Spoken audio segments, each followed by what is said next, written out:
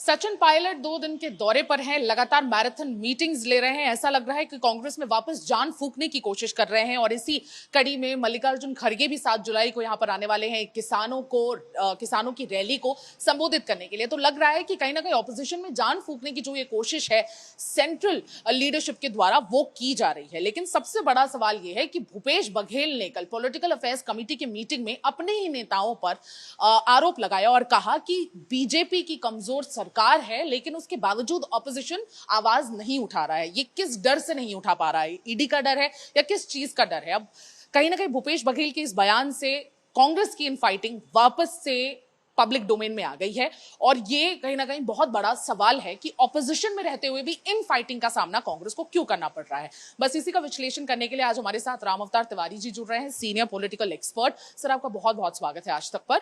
ये किस तरह से ये जो खींचातानी, जब ये रिजीम में होते हैं, सरकार चला रहे होते हैं, तब भी इनफाइटिंग होती है, ऑपोजिशन में है तब भी इनफाइटिंग है, तो कांग्रेस की इनफाइटिंग कभी खत्म नहीं होती।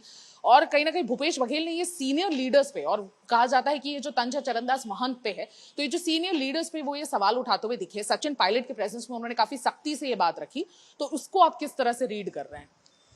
पहला ये कि कांग्रेस में आंतरिक लोकतंत्र है, वो एक दिखा पहली। दूसरा, जो बैठक की बात है, बैठक की बात भाजपा में जैसा बाहर नहीं आ पाती, मगर कांग्रेस की सारी बैठकें की जो खबरें हैं वो बाहर आ जाती है। दो बात। तीसरी बात जो है कि छत्तीसगढ़ में कांग्रेस मजबूत है, कमजोर नहीं रही है। फिर मजबूत कांग्रेस के पास उसके मजबूत नेता जो है वो किस तरह से मजबूत मैदान में नहीं दिख रहे हैं, मैदान में मजबूत नहीं दिख रहे हैं। तो और जो सरकार के मुद्दे हैं, अब सरकार को लगभग 2 साल होने हैं, 2 साल के बावजूद भी सरकार के खिलाफ जिस तरह से बोलना चाहिए वो क्यों नहीं बोल रहे हैं। अपने पार्टी के नेताओं से ही सवाल कर रहे हैं कि मुद्दे बहुत सारे हैं, उन मुद्दों के खिलाफ क्यों वरिष्ठ नेता नहीं बोल रहे हैं। वरिष्ठ नेताओं की पंक्ति में अगर 10 लोगों को भी माने तो 10 लोग हैं, वो क्यों बयान शायद सरकार के खिलाफ, भाजपा के खिलाफ क्यों बयान नहीं दे रहे हैं, क्यों आंदोलन नहीं हो रहा है, क्यों प्रदर्शन नहीं हो रहा है। ये एक बड़ा सवाल पार्टी के भीतर उन्होंने पूछा है। इसके 2 अर्थ हैं। पहला अर्थ ये है कि वो सचिन पायलट के सामने ही बता रहे हैं कि कांग्रेस पार्टी छत्तीसगढ़ में आंदोलन, प्रदर्शन, और सही बात है, क्या उसको ईडी का डर है, इनकम टैक्स का डर है, या नेताओं से साठगांठ है, भाजपा नेताओं से, इसलिए सवाल नहीं कर रहे हैं, ये उन्होंने कहा। तो लगातार जो एक तरफ देखिए, भूपेश बघेल के जितने करीबी हैं उन करीबी लोगों के पास ईडी, सीबीआई, ईओडब्ल्यू, तमाम लोग कार्रवाई लगातार करते जा रहे हैं। कई लोग उनके करीबी जेल में हैं, कई पकड़े गए हैं, कई के खिलाफ लगातार अभियान चल रही। उसके बावजूद भी भूपेश बघेल सरकार के खिलाफ आक्रामक हैं। दूसरी तरफ अब जो नेता हैं और कांग्रेस के और नेता हैं, वो लोग अभी तक शायद सरकार के खिलाफ बोल क्यों नहीं रहे हैं, चाहे वो किसान के मुद्दे पर हो, चाहे बस्तर के मुद्दे पर हो, चाहे आदिवासियों के मुद्दे पर हो। जो मुद्दे, कानून व्यवस्था एक बड़ा मुद्दा बना हुआ है छत्तीसगढ़ में, उन मुद्दों को लेकर जिस तरह आक्रामकता से बयान आना चाहिए, वो बयान नहीं आने पर वो एक तरह से नाराजगी जाहिर कर रहे थे। तो दूसरी बात अगर देखेंगे तो चरणदास महंत की जो कार्यप्रणाली है वो ऐसी सौम्य है, उसमें ज़्यादा आक्रामकता उनसे उम्मीद ज़्यादा नहीं की जाती, क्योंकि उनके अंदर आक्रामक नहीं है। दूसरी तरफ भूपेश देखेंगे, वो आक्रामकता की राजनीति करते हैं। वो इस तरह से जब विपक्ष में रहे तो भी, सीएम रहे तब भी, वो जो आक्रामकता से मुद्दों को उठाते हैं, वो आक्रामकता से मुद्दे उठाना चाहिए जो, चाहे दीपक बैज हो, चाहे टीएस सिंहदेव हो, चाहे चरणदास महंत हो, चाहे रविंद्र चौबे हो या अकबर हो, बाकी और नेता जो है जैसा मोहन मरकाम है, तो ऐसे बहुत सारे नेता हैं। छत्तीसगढ़ में नेताओं की कमी नहीं है, परंतु क्या उनको डर है किसी चीज का, या उनको मिली भगत है, या योजना नहीं है, कार्यप्रणाली नहीं है। तो ये बात एक तरह से सार्वजनिक होने से कांग्रेस के भीतर की जो राजनीति है वो उभर कर सामने आ गई कि जो कांग्रेस में कौन क्या कर रहा है, कौन क्या चल रहा है। और वो चीज वो भरी बैठक में बोल के उन्होंने ये बताने की कोशिश की कि आंदोलन करिए, प्रदर्शन करिए, रणनीति बनाइए, तब सरकार आएगी। उनका आगे का था कि हमने इसके पहले जब रमन सिंह मुख्यमंत्री थे उनके खिलाफ आक्रामकता से जब लड़ाई लड़ी तब सरकार बनाई।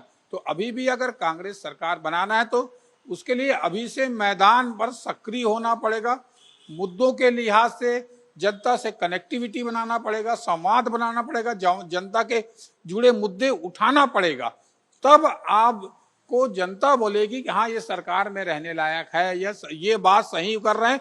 तो जनता से कनेक्टिविटी तब होगा जब आप ऐसे मुद्दे उठाएंगे, ऐसी समस्या जो उसकी समस्या है, जो किसानों की समस्या है, बीज की समस्या है, खाद की समस्या है, ये उठाइए, ये आंदोलन करिए। छात्रों की समस्या है, उन समस्याओं के लिए आप कितने सक्रिय हैं।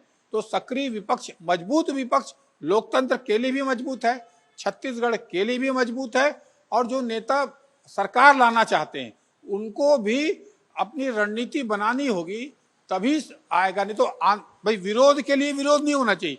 अब हम क्योंकि सत्तारूढ़ दल है भाजपा, उसके लिए विरोध के लिए विरोध ना हो, जनता के मुद्दे की समझ हो, जनता के मुद्दे उठाने की आपके पास प्लानिंग हो, आपके उनसे संवाद हो, जगह जगह बैठकों हो, तब आप निकाल पाएंगे। तो क्या आप जनता से कट गए हैं? कट गए तो और बुरी हालत हो जाएगी आगामी चुनाव में। तो अभी सतर्क होने का समय है। मुझे ये जानकारी है, इसके अपेक्षा जिस तरह से भाजपा तो पूरी जो 35 सीट हारी हुई जिसमें कांग्रेस है वर्तमान में, उस पर तैयारी शुरू कर दी और बिना हो हल्ला हंगामा के भाजपा बैठक ले रही है, उन जगह में नेतृत्व की खोज कर रही है, उन जगहों में काम करने लगी है। देखो वो हल्ला नहीं करते, वो एक रणनीति वश चुपके से उनके संगठन महामंत्री, संगठन के लोग काम कर रहे हैं।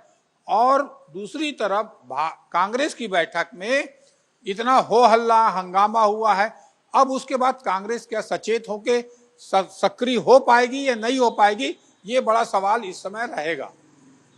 भारतीय जनता पार्टी के जो लीडर्स हैं, जो पुराने लीडर्स हैं, वो ज्यादा ऑपोजिशन वाली भूमिका निभाते हुए नजर आते हैं रादर देन जो कांग्रेस के जो लीडर्स हैं। और आपको क्या लगता है ये जो तंज है किस पे कसा गया है? चरणदास महंत जी पे, क्योंकि उनकी क्लोजनेस बढ़ रही है टीएस सिंहदेव के साथ, वो पहले से ही एक टीम रहे हैं, लेकिन तो क्या लग रहा है आपको इसके पीछे का कारण क्या है? रोष बहुत ज्यादा देखने को मिला। तुमने एक आपने अच्छी बात कही कि जिस कांग्रेस के नेताओं से ज्यादा जनता से जुड़े मुद्दे जो है इस समय, चाहे विधानसभा के भीतर हो चाहे बाहर हो, बृजमोहन अग्रवाल, अजय चंद्राकर, धर्म कौशिक, लोग बहुत सारे आधा दर्जन जो बड़े नेता हैं जो मंत्रिमंडल से बाहर हैं, सरकार से बाहर हैं, मगर जनता के मुद्दे उठा रहे हैं।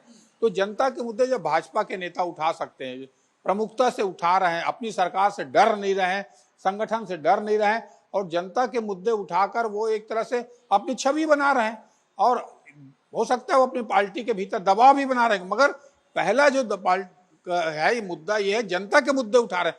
तो क्या ऐसे मुद्दे कांग्रेस को नहीं उठाना चाहिए? उठाना चाहिए, तभी एक मजबूत विपक्ष होगा, तभी एक नेतृत्व दिखेगा। तो नेतृत्व दिख नहीं रहा है। एक बड़ा कांग्रेस के भीतर जो है वो बड़ा सवाल गैप जो दिख रहा है, उसी गैप को लेकर शायद वो बात कही है।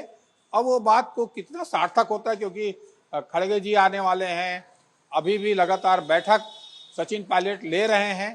तो एक कांग्रेस में चल क्या रहा है, ये छत्रपों की राजनीति अलग अलग चलती है। यहाँ पर एक बड़ी समस्या रहती है कि उनके छत्रपों की राजनीति में मेरा क्षेत्र, मेरा इलाका, मैं, मेरा गुट, मेरे समर्थक, उसका क्या होगा, वहीं तक सीमित रहते हैं। पार्टी के प्रति वैसी प्रतिबद्धता नहीं दिखती है। ये एक बड़ी कमजोरी है कांग्रेस के भीतर। दूसरी तरफ भाजपा में देखिए विचारधारा, संगठन और सक्रियता, मैंने बताया ना कि वो लगातार तैयारी कर रहे हैं और कैसे चुपके से तैयारी कर रहे हैं। बैठक, सम्मेलन और नेतृत्व तो उनको वहां काम करने के, वहां की तासीर क्या है, वहां की जनसंख्या क्या है, वो सारे आंकड़े लेकर काम शुरू कर दिया भाजपा ने, और बिना हो हल्ला हंगामा, आरोप प्रत्यारोप के जरिए। और कांग्रेस में आरोप प्रत्यारोप अभी चल ही रहे, अब आगे हो पाएगा कि नहीं हो पाएगा, आक्रामकता, ये एक अभी भी चुनौती बना हुआ है। ये कोऑर्डिनेशन की प्रॉब्लम हमेशा से कांग्रेस का एक बहुत बड़ा प्रॉब्लम रहा है कि उनके बीच में कोऑर्डिनेशन नहीं है। कर्नाटका में अभी सरकार में होते हुए कुछ एमएलएज अपने ही सरकार के खिलाफ वहां पर भी आवाज उठा रहे हैं। छत्तीसगढ़ में ऑपोजिशन में रहते हुए ये केस हो रहा है। कभी भी कांग्रेस सीखती क्यों नहीं है? मैंने पहले भी आपसे बहुत पहले भी ये सवाल पूछा था, आज भी पूछ रही हूँ, कांग्रेस सीखती क्यों नहीं है? अपनी गलतियों से क्यों नहीं सीखती है? देख, कांग्रेस जो है वो ऐसी ही चल रही है। कांग्रेस की जो संगठन में होना चाहिए या जो डर होना चाहिए उनके अंदर, देखो अनुशासन नहीं है उनके पार्टी में, संगठन विचारधारा नहीं है, संगठन नहीं है और प्रतिबद्धता नहीं है। तो उसके कारण जो है कांग्रेस को सफर करना पड़ रहा है और देश में भी उसकी हालत वैसी खराब है, राज्यों में भी खराब है और उसके बाद कोई नया टीम खड़ा ही नहीं कर रही है। उसके बावजूद भी इतने साल तक आप सत्ता से बाहर हैं, उसके बावजूद भी जिस तरह से कांग्रेस की रणनीति बननी चाहिए वो नहीं बन पा रही, बड़ी कमजोरी है।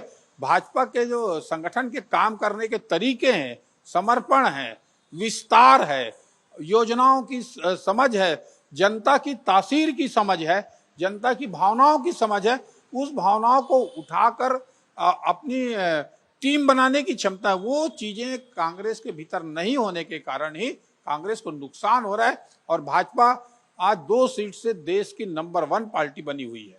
बिल्कुल, और ऐसे ही रहा तो भाजपा के लिए कोई भी ऑपोजिशन बचा नहीं रह जाएगा, न सिर्फ स्टेट में बल्कि देश में भी। और अपने आप में ये काफी दयनीय स्थिति होगी क्योंकि डेमोक्रेसी है और डेमोक्रेसी में रूलिंग गवर्नमेंट से ज्यादा ऑपोजिशन की जरूरत मानी जाती है। तो ये बहुत ज्यादा जरूरी है कि कांग्रेस इससे सीख ले और अब अपने आने वाले स्ट्रैटेजीज को इतना मजबूत बनाए कि वो एक स्ट्रॉन्ग ऑपोजिशन और एक स्ट्रॉन्ग रिप्रेजेंटेटिव जनता का बनकर उभर पाए। मैं सुमी केवल पटेल, वीडियो जर्नलिस्ट राघवेंद्र पांडे के साथ, छत्तीसगढ़ रायपुर से आज तक।